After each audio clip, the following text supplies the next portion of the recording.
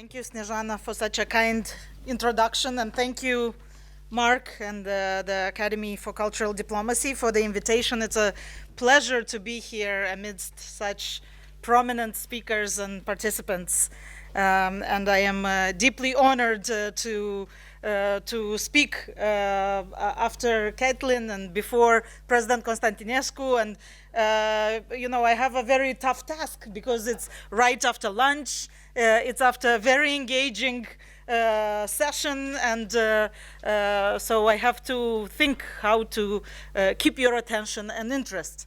I will start by one of the moments that made me proud when I was Prime Minister.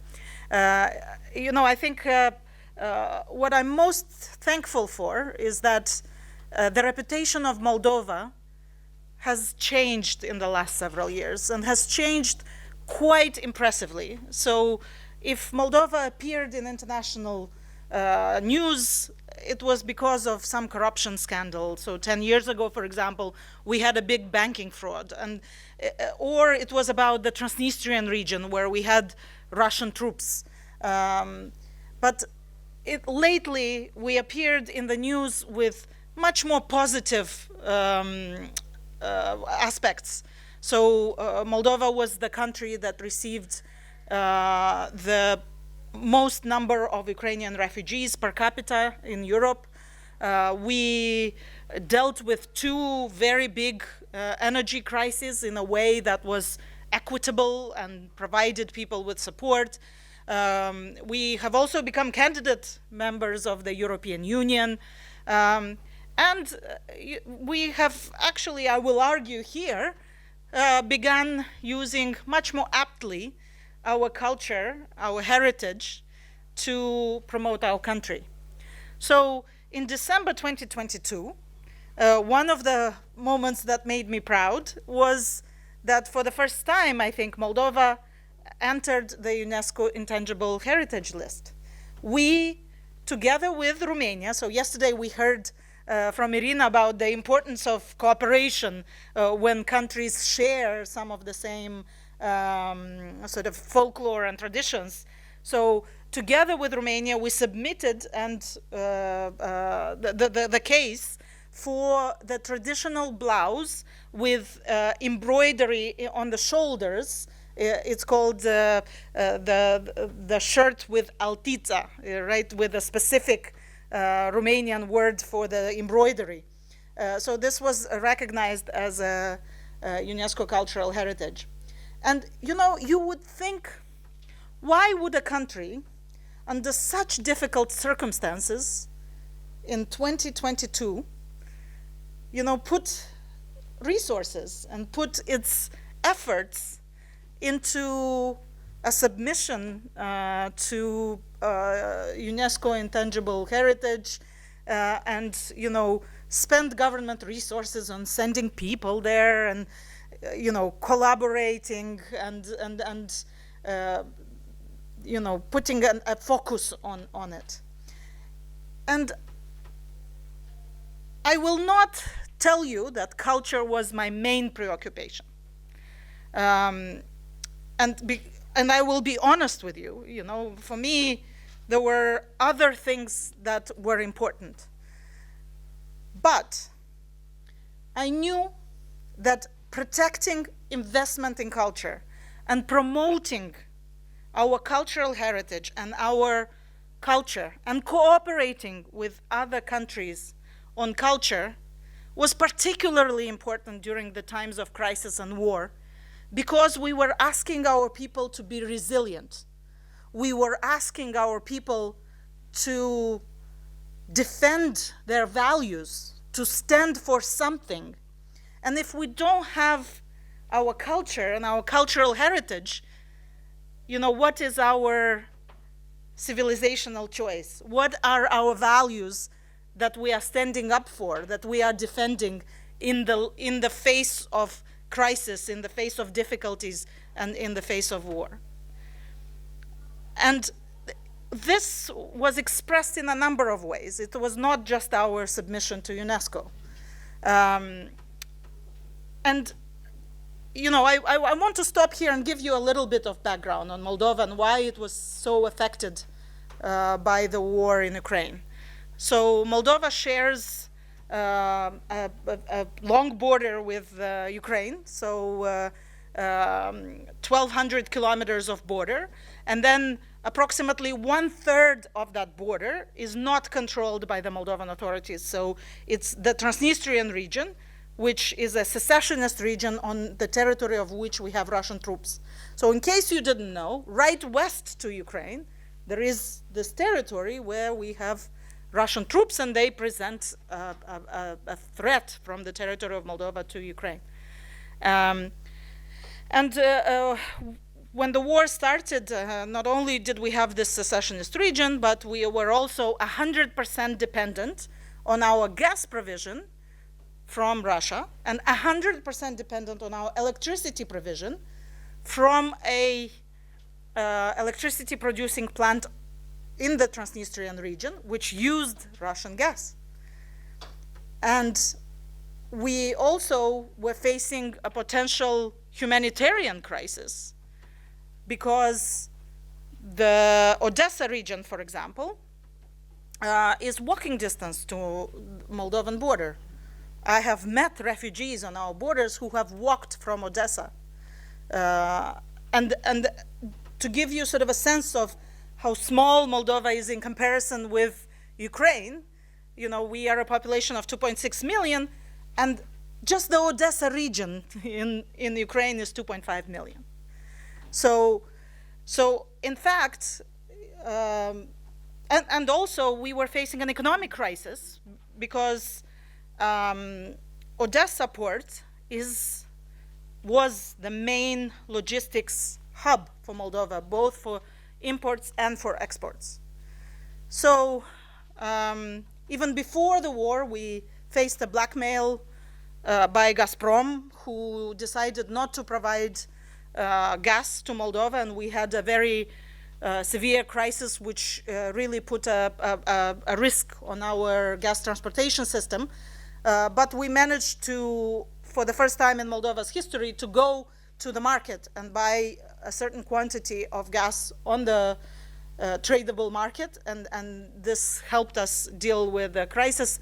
And then within a year, we basically diversified 100% of our gas provision from alternative sources.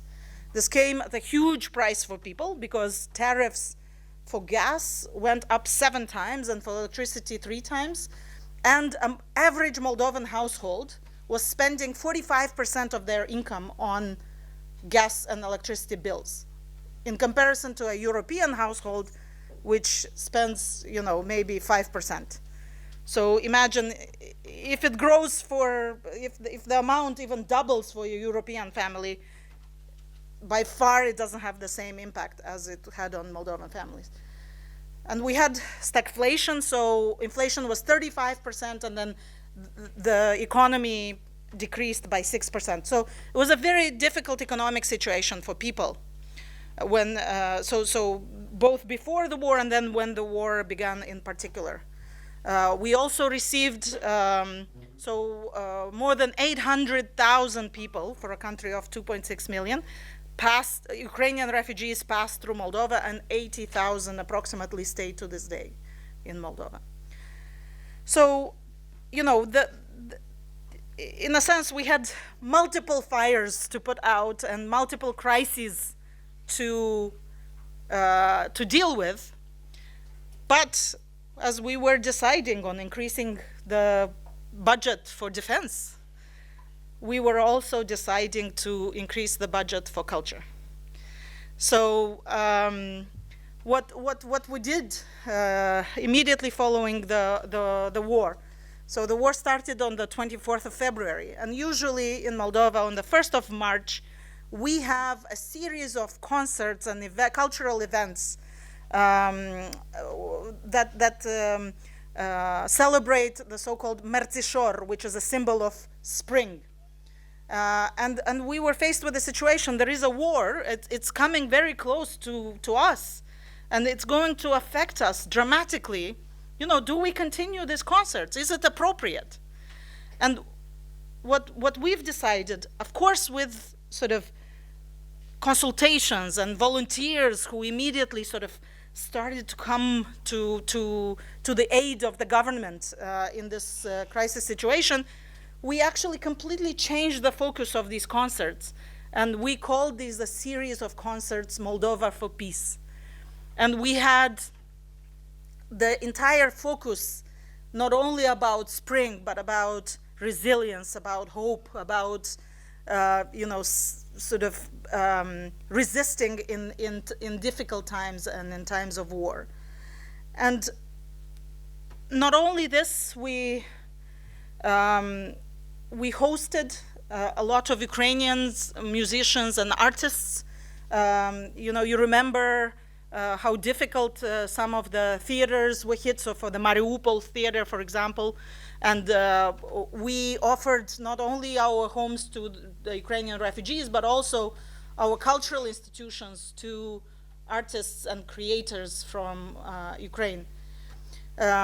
We also dedicated a budget to new cinema productions. So, we never had a budget for cinema. And now we actually have some very talented cinematographers creating relevant content that is now even in Moldovan cinemas. We never had before 22 Moldovan production in Moldovan cinemas. So, we dedicated some of the resources, and then we had a very transparent sort of international jury judge on the creativity, so that there is trust, and so that there is sort of a good attitude in the society towards this. We also gave more funding to theaters. In Moldova, theaters were always supported by the government only through salaries. And then any sort of staging or creation that they did from their own resources. But we were just coming out of the pandemic, if you remember, right? So the war started in the early 22. It was, nobody had the resources. And yet we were living times where people of culture also needed to express themselves. And the population in general needed some of this culture to be able to process their emotions, to be able to deal with their mental health, to be able to deal with this insecurity that they were feeling. So again, the government dedicated some resources for this. And also, we continued with a program that we proposed even before the war began, and that is to give a cultural voucher to every 18-year-old. So when young people turned 18, and turn 18, because this program is continuing now, they receive 50 euros to spend either for tickets in theater, cinema, for books, or other sort of culturally enriching activities. And I must say, to this day, about three-fourths of the money is actually spent on books. I want to underline again sort of how important it is to sort of, and I'll give here a quote. The former Czech president Václav Havel, he said, "In the dark times, the only light may be cultural heritage, the only refuge valuing traditions that confirm our humanity." So, my Minister of Culture, he would come to me and he would say, I think he attributed this quote to Churchill, I never researched it, but he said, we can't stop funding in culture because people need to know what they're fighting for. So we actually did that, and I don't regret a single moment that this is sort of the decisions that we've made, and this is the trade-offs that we have decided on. And I want to sort of take a broader view a little bit. And, it's not, culture, is not sort of devoid of time and space and context. And it always plays a role. We've heard in numerous lectures the role that it plays in sort of different historical events.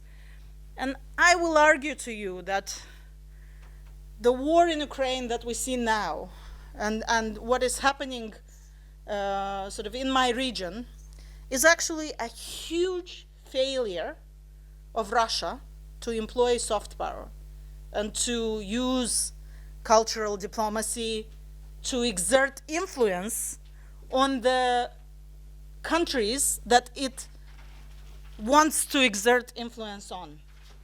So what we have seen throughout the years, if you think about countries like Ukraine or Moldova or countries of the former Soviet Union, you had their population who spoke Russian. You still have, in many of these countries, a large proportion of the population that is fluent in Russian, that is very open to Russian culture and to different expressions of Russian culture. So these countries were actually more primed to respond to soft power coming from the East than to soft power coming from the West. But what happened is that Russia consistently chose elements of hard power. So if you look at Moldova's history, the moment that Moldovan politicians would, say or declare things that the Russian government didn't like, we were faced with an embargo of some sort of or another. So, for example, Moldova is a big producer of wine, and most of its wine used to go to Russia and the former Soviet Union because this is where the wine was known. And we had 2 embargoes on our wine, which severely hit our sort of performance in the agricultural sector and in the economy in general. And this was always sort of the type of negotiations that was being used in relations to the governments in these countries. So, in fact, instead of sort of thinking, well, how to interact in a way that respects people, that promotes people-to-people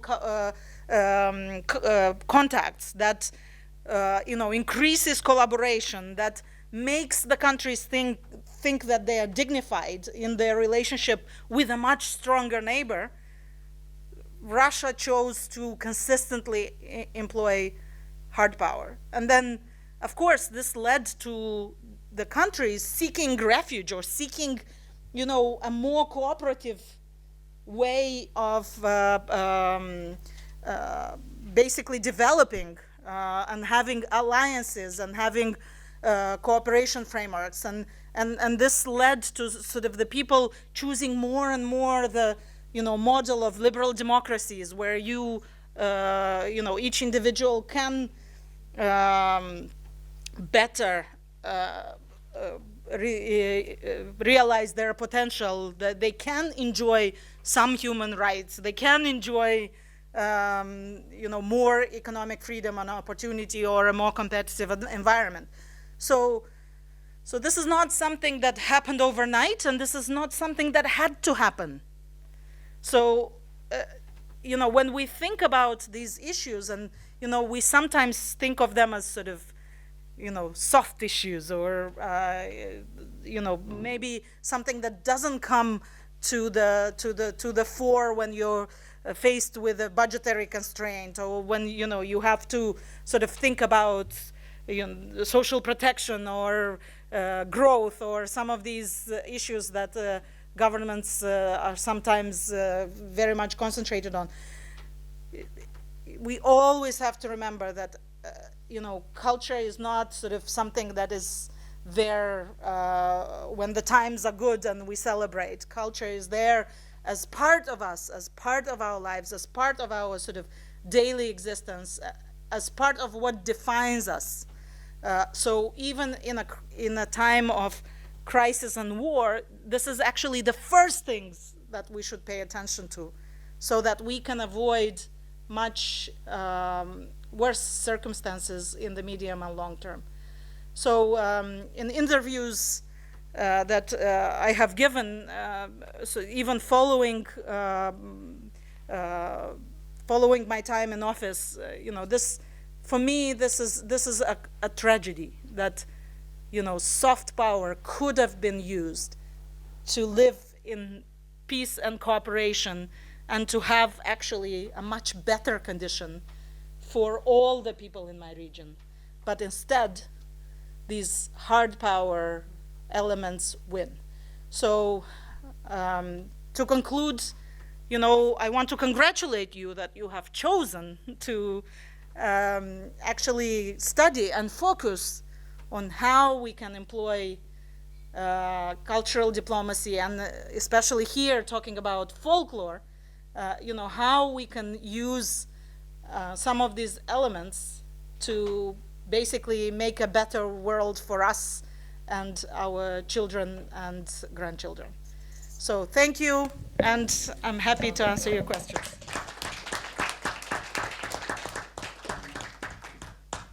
Thank you very much, and we'd welcome your questions and comments for the Honorable Ms. Gavrilita. As always, please raise your hand, and then if you could briefly stand and introduce yourself. Who would like to go first? Yes, please. When you're talking about books,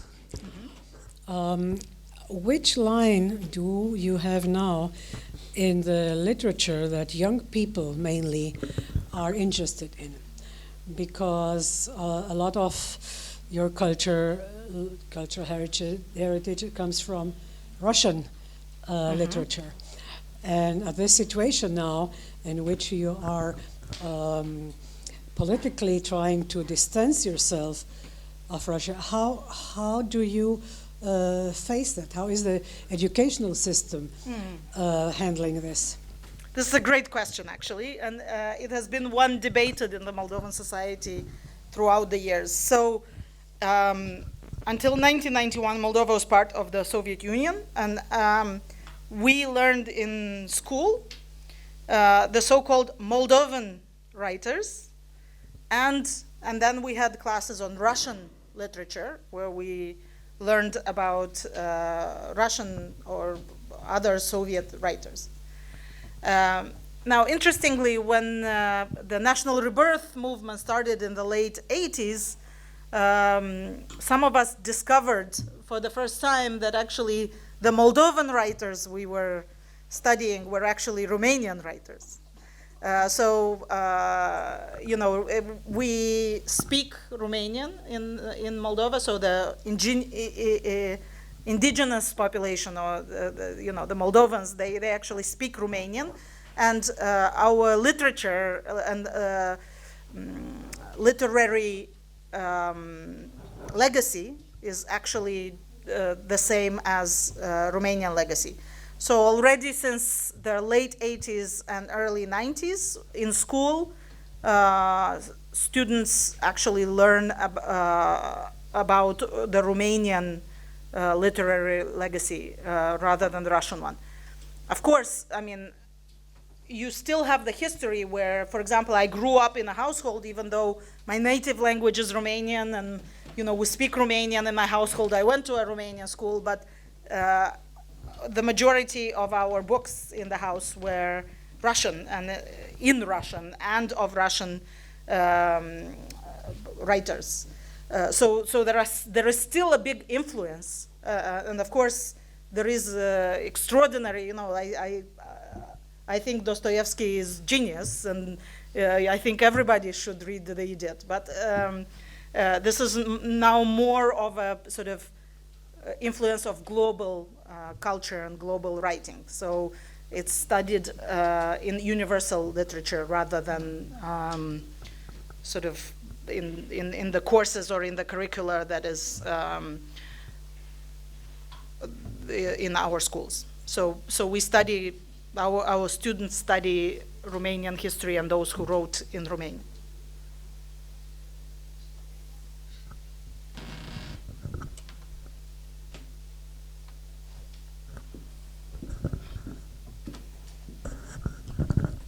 Thank you so much for your presentation. My question is on the part of refugees. UNHCR, the UN Refugee Agency, in collaboration with the Republic of Moldova government, launched the 2024 Regional Refugee Response Plan, RRP, aiming to assist the refugees and vulnerable Moldavians with the USD 303 million. But in 2024 and 2014, there was a scandal of fraud in Moldova. So I just want to know, this huge amount of money that will be spent in your country in relation to the fraud that happened in 2014, how do you deal with this issue of fraud in your country? So I could speak about this issue until tomorrow morning because it's a complex issue with a lot of sort of ramifications. But what we had in 2014 was an oligarchic government that captured state institutions and used for their personal gain. It wasn't just corruption, it was actually high-level sort of political capture of institutions by an oligarchic force. And the fraud basically was not, from assistance that was given from outside. The fraud was siphoning money through non-performing loans of the state-owned banks and commercial banks. And then, ultimately this fraud was covered by issuing money from the National Bank of Moldova. So in fact, it was basically stealing from the people of Moldova through by depleting the reserves of the National Bank, and it was done through the banking system. Moldova actually dealt with the refugee problem a lot with its own resources. So when you mentioned the refugee response plan, it actually came later in the refugee crisis. So in the very beginning, one important thing that we did is planning and preparing. So if you remember, the United States government kept telling everybody that, there is a buildup of troops of the Russian Federation, and there is very likely to be, a full-fledged war. I think a lot of us sort of were in denial, and especially like in Moldova, we thought, how can this happen? How can it be, a war, like an aggression war, like, the biggest after Second World War on the European continent of that scale, between Russia and Ukraine. I mean, this is inconceivable. But we still had a number of meetings where we worked out all the algorithms, like what are the risks in different areas? What are our resources? What are we going to do? So we actually had already a prepared response plan to the refugee crisis by the time the war began, a government one. It was secret because we didn't want to panic the population, but we did have it ready. So the Ministry of Internal Affairs already had sort of the locations worked out, what are we going to have to do as part of the National Emergency Committee to simplify the refugee sort of flows. What are we going to do with unaccompanied children, for example, or pets? I mean, we had a lot of the details worked out, and because of this, we were able to very quickly process these refugee flows. We received 5 times more than UNHCR had estimated our capacity to be. So they thought we were capable, through our systems and our size, to receive 25,000 people. At the highest point, we had 125,000 people in Moldova at any one given moment. So, and as I said, over time, almost 1 million passed through Moldova. And we did that because from the very beginning of the war, I think everybody in Moldova sort of coalesced in a way that we haven't seen before. So we had private sector contributing. We had them, support with logistics. We had civil society organizations getting involved. And we had regular people, basically from the day one. We had families who would go to the border and offer housing to refugees. So a lot of the Ukrainian refugees, especially early in the war, stayed with Moldovan families. So I visited an elderly French teacher. She was 80, and she had a small apartment in our capital. And she received sort of 3 generations of women, so the grandmother, the mother, and the daughter. And I asked her, like, what motivates you? I mean, why did you receive these refugees in your home? And she said, I remember that I had to flee with my mother when I was small in the Second World War, when they were bombing the bridges between Moldova and Romania. So because it was so close to home, because we have sort of this memory in our history, everybody stood up and everybody sort of decided to help in any way they can. So we had a brief moment where we were truly united in trying to sort of support the refugees and at the same time being worried about will the war reach our borders or not. And we spent government resources. Yes, we also created a working group, a coordination group, where we worked with UNHCR and UN agencies. But it was very important for us to tell them exactly where we want the money to go. So the majority of that response plan, which was done during my time in office, I've read it, I know it, I've worked on it.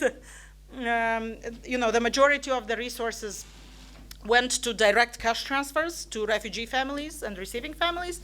And also we have health services, because we have a national system of health payments. So we have a national insurance system in the health sector. So, we started with reproductive health. So a lot of babies were born in Moldova immediately following the beginning of the war.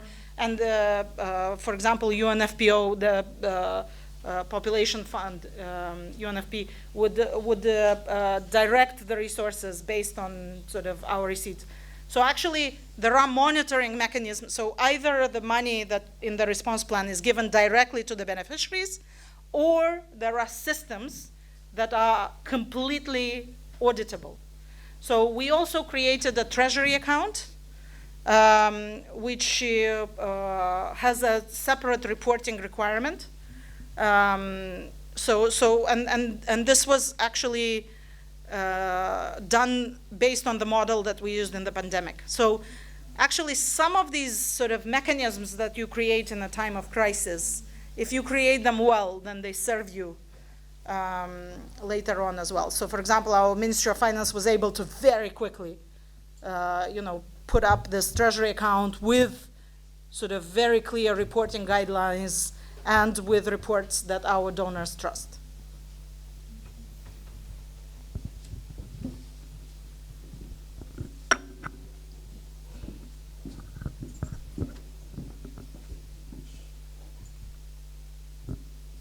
Any more questions?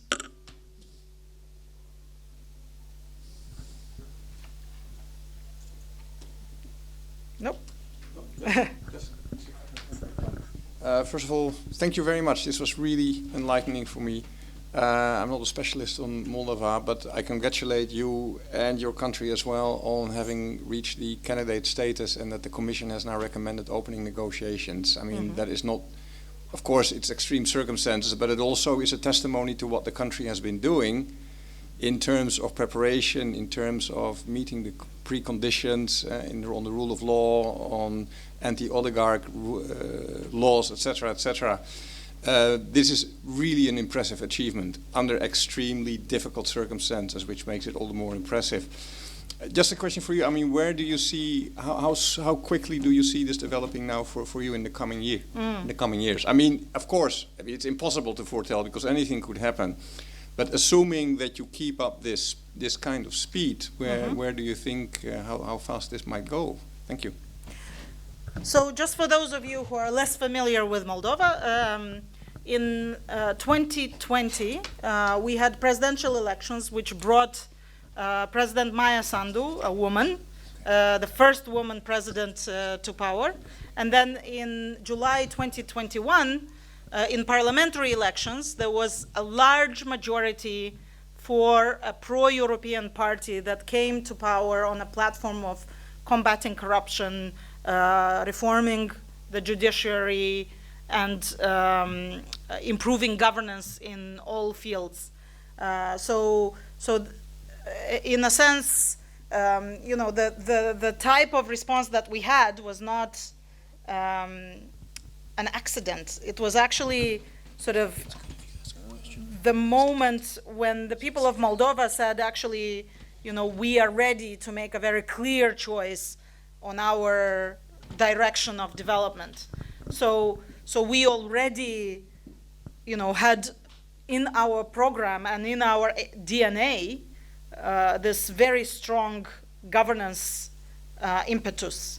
So when we applied to be members or to candidate status to the European Union, we actually already had started very, very important reforms, especially in terms of justice reform. These are very difficult. They meet with a lot of resistance, and there's a lot of internal turmoil. So while you have all these crises, there's also sort of internal tug and pull between different forces, because these entrenched interests don't want to be reformed or don't want to be weakened. But we worked very much on it. I think now we are in another, and just before I move on, I just want to tell you that, I don't think it's a coincidence that Moldova did so well in managing all these crises while we had a woman president, a woman prime minister, a woman minister of interior, a woman minister of interior, a woman at the head of the constitutional court, and a woman who is the anti-corruption prosecutor. So this is just a little plug on women's leadership, which was discussed in the previous session. But what is happening now, in October we have presidential elections and we have a constitutional referendum on joining the EU. And what we're seeing is actually, since the war in Ukraine, there is no military activity in Moldova, but there is a hybrid war with Russia. So there is a lot of disinformation, a lot of cyber attacks, a lot of bomb threats, covert activities. So we are in a hybrid war with Russia. If you watch the declarations, they are very inflammatory. And then every now and then, it's like we are tested through actions of the Transnistrian region. How strong or weak we are in terms of this resilience to hybrid war elements. So what we're seeing now is actually there is sort of course, when a new government comes, they come on very high expectations. So we see this sort of, disappointment that justice reform is not going so quickly, that the economic situation has not improved. And, people don't want to hear that it's because of the war. They want to hear, when are they going to live better? And at the same time, we have this sort of inflow of money that is corrupting our political system, and sort of this Russian interference in our political system. So I think we're going to go through this difficult turmoil in terms of our electoral cycle. But should we be able to maintain the pro-European course, then I think Moldova's prospects are excellent. Because I don't think anybody expected Moldova to diversify 100% of its energy dependency on Russia in 1 year. 1 year. We were the very first country to use the Trans-Balkan pipeline in reverse. We were the very first country to use the Greece-Bulgaria interconnector. which was not designed for us. It was designed for, the gas flow to the Western Europe. So we punched above our weight, and I think we are capable of doing that even further on. And we are a small country. We have a very large and active diaspora in the European Union. So a lot of Moldovans have actually double citizenship with Romania and are able to travel and work in the European Union. And they have accumulated over the years a lot of know-how that actually helps us build capacities. So for example, throughout all these crises, we had to do this extended questionnaire for the European Commission. And of course, the European Commission takes these bureaucratic elements very, very seriously. And we actually did that with public servants, but also with diaspora, people in the diaspora who helped us translate all of this to Bruxelloise, to the sort of Brussels language, right? So we had these elements where we used innovative mechanisms to expand quickly our capacity where this was needed. Of course, this has to come with leadership and management, but it also has to sort of be supported by the society and the diaspora. So I think if we are capable of being resilient and resisting to this Russian interfering, with the help of our partners, hopefully, then we can move ahead very quickly.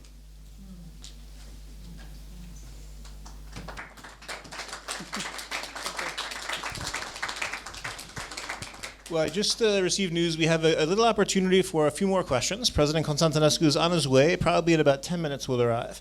So I thought it's better. Let's extend the session a little bit, use the chance to benefit from your wisdom, stay in the room, and then we're ready once he arrives. So, so it's a chance for you to continue. Willem, if you want. Well, just one. I see two questions there. So.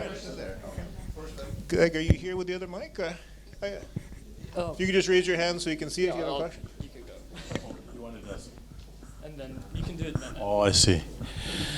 Thank you very much, Madam Prime Minister, for a very convincing case on how culture a cohesive culture, can fight back hard power. I've done a bit of research. I see that probably on military rankings, you are something like 144 out of 145 on some indices. So obviously there's no hard power there, and you are just using soft skills to fight back any aggression or anything that seeks to corrupt your identity. Is there any deliberate nation branding project in Moldova that drives this agenda to use soft skills to fight back the Russian incursion? Thank you. That's a brilliant question. Indeed, Moldova has no hard power. It has been neutral since its declaration of the independence, and neutrality was enshrined in the constitution as a defense against sort of the stationing of Russian troops. So, for example, in international fora, we kept using this argument to ask kindly the Russian troops to leave the territory of Moldova, and even Russia took some commitments at the OSCE Istanbul Forum in 1999 to withdraw the troops, but it never did. But we're seeing that this neutrality actually is not serving us very well. And in fact, if you look at neutral countries, they have to have strong military to be able to defend themselves. So like if you look at Switzerland. So we are actually now increasing our capacity for defense. I wouldn't say hard power, but mostly improved communications, improved sort of response to emergencies and to like medical services in the military and so on. So building more of that, but also we're looking, for resources to defend our skies, for example, from missiles. But indeed, if you ask Moldovans, they don't want to be part of any military alliance, and they really if you ask anybody, they say, oh, just do whatever, we want to ensure peace. So yes, we have to be better at our soft power, and over the years we've had multiple projects to brand the country, or to produce a branding of the country, and this was done by our Invest in Moldova agency, only, I think, about 10 years ago, there was a more inspired idea where many designers, there was an inclusive process to get designers to work on a branding, and there is the Moldovan Tree of Life, as we call it, and there's a brand, and it actually took a couple of years, but it is now really catching on, and is very popular both with Moldovans and tourists who come. So it's we have like souvenirs and so on, and so and we have branded elements that we give as protocol gifts and so on. We never had one of these international advertisement on CNN or BBC, or like you see Azerbaijan, for example, do. But we do promote this country brand within our operations. But what I will tell you is that we have something that works for the branding of the country that the government has nothing to do with, and this is our wine. So I told you about the embargoes that were introduced on our wines. Well, our wine industry went through a very difficult time during 2 embargoes, in 2006 and then in 2013. And basically, the wine industry had to look upon itself and say, either we improve quality and marketing and access Western and international markets, or we die, because Russia would no longer take our wines. So what happened is that we saw this profound transformation in our wine industry, and we now have a very strong and important wine industry. Last year we took over 300 medals in the international competitions, and in a double-blind tasting competition in Brussels, a Moldovan red wine was declared the best red wine in the world. And we now export to a lot of countries, and are more and more known, actually, because of our quality, good product. So in a sense, if we talk about country branding, it's what the government can do, but sometimes governments are not great at, producing some of the, so you really have to employ, good quality creative industries. So we have a strong creative industry now, also because of the wines, because they had to think about their marketing, and they had to think about ways in which they can create an identity, a niche for Moldovan wines. So this is also why now we have better cinematographers, for example, because they had to shoot attractive, good quality, international level advertisements for the Moldovan wines. So this is a process that is very much interlinked, and it's a whole of society effort.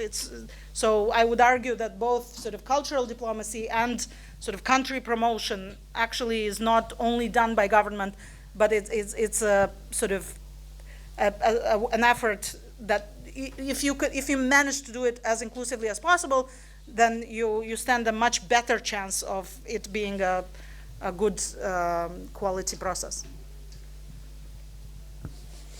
Well, on that note, let's express our sincere gratitude to the Honorable Natalia Gavrilita. Thank you very much. Thank you. It was a great pleasure having you here. Thank you so much for accepting the invitation.